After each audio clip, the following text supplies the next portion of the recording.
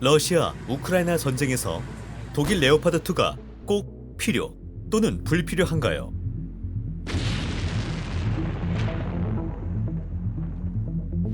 우크라이나군이 소련군의 무기를 소진하고 서방군의 무기로 대체되면서 이번 러시아, 우크라이나 전쟁은 러시아와 서방 국가의 무기 대결 사상 최대 규모로 치닫고 있습니다. 그러나 지금까지 미국과 다른 나토 국가들은 우크라이나에 구식 탱크와 장갑차를 공급하고 있습니다. 결국 1960년대 중반에 만들어진 독일산 레오파드 1 탱크는 말할 것도 없고요. 개량된 러시아산 T-72B3 탱크와도 정말 경쟁할 수조차 없습니다. 하지만 점점 상황이 달라지는 것 같습니다. 미국은 우크라이나에 최신형 M777 곡사포를 보내기 시작했고, 독일은 독일의 주력 탱크인 레오파드2 탱크를 공급할 가능성에 대해 이야기하기 시작했습니다. 이 영상에서는 우린 이 기계에 대해 이야기하고, 이 기계가 러시아 장비에 대한 저항력을 충분히 발휘할 수 있는지 평가할 겁니다. 독일의 레오파드2는 비슷한 특징을 가지고 있지만 훨씬 더 저렴한 가격대에 미국 에이브람스를 대체하면서 유럽의 주요 탱크가 됐습니다. 예를 들어 레오파드2, 레오파드2A6의 두 번째 최종 개조 버전은 679만 달러고 에이브람스 M1A2 세프는 850만 달러입니다. 영국 챌린저 2호는 이미 860만 달러에 달했습니다. 그리고 프랑스의 AMX56 르클레어는 1천만 달러 정도를 요구합니다. 하지만 우크라이나 정부로선 자국이 처한 상황에 있는 우크라이나에 보급된 무기에 대한 비용을 결코 마음에 두지 않습니다. 결국 우크라이나에 대한 서구식 무기의 공급은 사실상 무료로 임대하는 방식으로 이루어집니다. 즉, 우리는 언젠간 무언가를 돌려줄 겁니다. 우크라이나 입장에선 레오파드2가 우크라이나와의 전쟁에서 러시아군이 주로 사용하는 러시아 T-72B3과 효과적으로 싸울 수 있느냐가 관건입니다. 레오파드2는 소비에트 탱크 아바란치에 대응하기 위해 개발됐으며, 나토 전략가들은 유럽에서 가상적인 전면전이 일어날 경우에 대비해 이러한 빠른 공세를 예상했습니다. 이런 눈사태 같은 상황의 주요 구성 요소는 T-72였습니다. 요컨대 독일군은 1943년 러시아 프로호로포카 근처에서 수백 대의 독일 타이거 전차와 치열한 탱크 세기를 받고 수백 대 러시아 T-34와 싸웠을 때처럼 대규모 탱크 전투를 준비하고 있었습니다.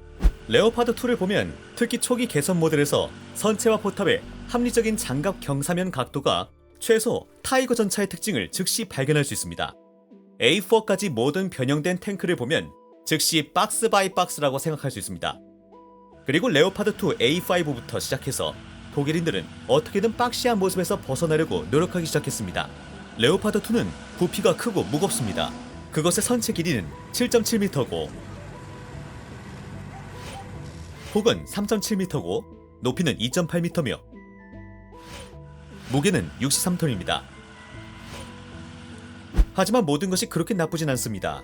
소련과의 전쟁 동안 이 고양이 부족의 기계들은 사용 수명과 엔진의 힘에 문제가 있었고, 가장 중요한 건 독일군이 복잡한 탱크를 야전 조건에서 수리하지 않았다는 겁니다.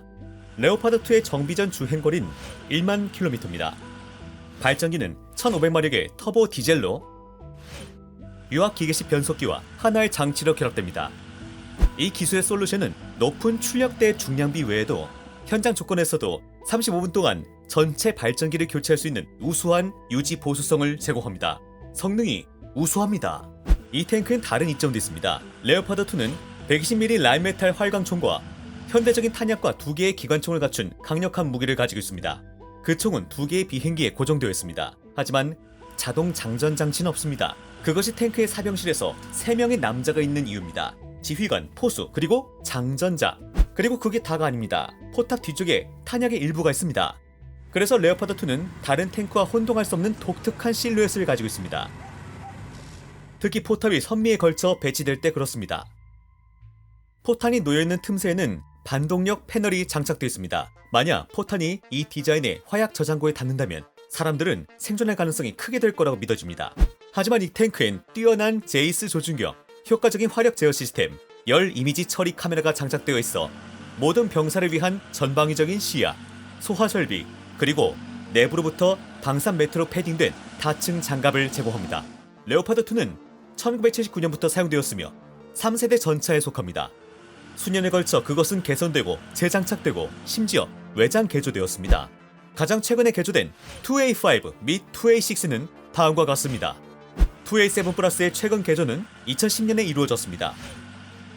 그것은 화력 제어 시스템을 개선하고 보조 전원 장치, 보조 무장 모듈, 포탑의 디지털화를 추가했습니다. 레오파드 2호는 발칸반도에서 첫 번째 불의 세례를 받았습니다. 해체되는 유고슬라비아 영토에서 일어난 사건들 동안 독일 전차들은 정기적으로 다양한 작전과 행사에 참여했고 때때로 적의 공격을 받았습니다. 그럼에도 불구하고 이러한 모든 경우에 적군은 뛰어난 무기를 가지고 있지 않았고 덕분에 전차들은 어떤 손실도 입지 않았습니다. 그리고 아프가니스탄이 있었습니다. 그곳에서 레오파드 2호도 자존감 있게 복무했지만 비록 심각한 사고가 있었습니다. 탱크가 지뢰를 밟는 바람에 돌발적인 폭발 장치를 건드렸을 때만 예외적으로 그랬습니다. 가장 심각한 손실은 터키 레오파드 2가 시리아 전쟁에 참여했을 때였습니다. 총 손실은 탱크 10대에 달했습니다. 그들 모두는 대전차 시스템에 의해 파괴되었습니다. 터키엔 동적인 보호 장치가 전혀 없는 레오파드 2 A4가 있다는 것을 덧붙여야 합니다. 그래서 만약에 그들이 측면 또는 선미 돌출부를 향해 발사했다면 그들은 소련의 초기의 RPG-7으로도 파괴될 수 있습니다.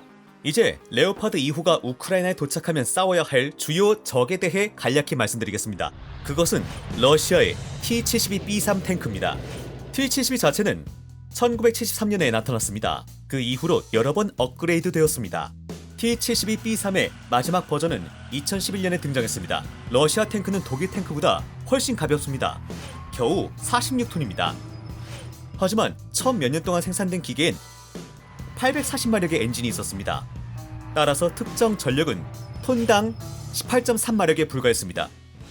그리고 레오파드2는 강한 1500 엔진 덕분에 톤당 23.8마력입니다. 즉, 독일인이 러시아인보다 더 날카롭습니다.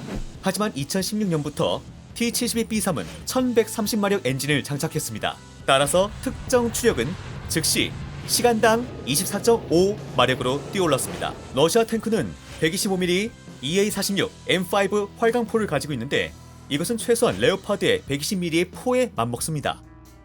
게다가 T-72는 자동 장전기를 가지고 있어서 3명이 아닌 2명이 포탑에 있습니다. 이렇게 되면 포탑의 크기가 줄어듭니다. T-72B3은 레오파드2에 비해 마치 10대가 어른에 비교하는 것처럼 보입니다. 그것은 17피트 이상 낮고 33피트 더 짧습니다. 여기에 둥근 모양을 추가해 적의 포탄을 튀기고 좋은 장갑을 입히며 동적 보호를 하는데 최적입니다. 초기 개량에서는 컨택트5, 이후 개량에서는 내키진 않습니다. 그래서 레오파드2는 잘 무장된, 보호받고 안절부절 못하는 적을 가지고 있습니다. 우린 설치된 최고급 제이스 광학장치와 현대 전자장치가 러시아인을 겨냥하고 포탄으로 그를 타격하는 데 도움이 되길 바랍니다. 그래서 대등한 상대들을 우크라이나에서 만날 것입니다. 하지만 언제나 그렇듯이 병력이 평등할 경우 전투의 성공 여부는 사용 가능한 물질을 적절히 사용할 수 있는 지휘관과 특정 사병의 능력에 달려있습니다. 하지만 러시아인들에게는 뚜렷한 이점이 있습니다. 우크라이나 대형 선박에게 레오파드2는 거의 생소한 기계입니다. 러시아 대형 선박은 사격장에서 수천 킬로미터 동안 T-72를 사용했습니다. 어쨌든 레오파드 2호는 우크라이나에 있어야 합니다. 결국 경험 외에도 인력들의 동기부여에 의해 큰 역할이 이루어집니다. 우크라이나인들은 이것이 부족하지 않습니다. 그들은 조국의 독립과 가족과 집을 위해 싸우고 있습니다. 여러분은 이것에 대해 어떻게 생각하나요? 독일 레오파드2가 우크라이나인들과 러시아의 전쟁에서 도움이 될까요? 아래 댓글에 써주세요. 그리고 저희 영상이 마음에 드신다면 좋아요에 인색하지 마세요. 그것은 다른 사람들도 우리의 영상을 볼 수 있도록 도와줄 겁니다. 다양한 무기에 대한 더 많은 흥미로운 리뷰가 기다리고 있으니까 저희 채널을 구독하는 것도 잊지 마세요.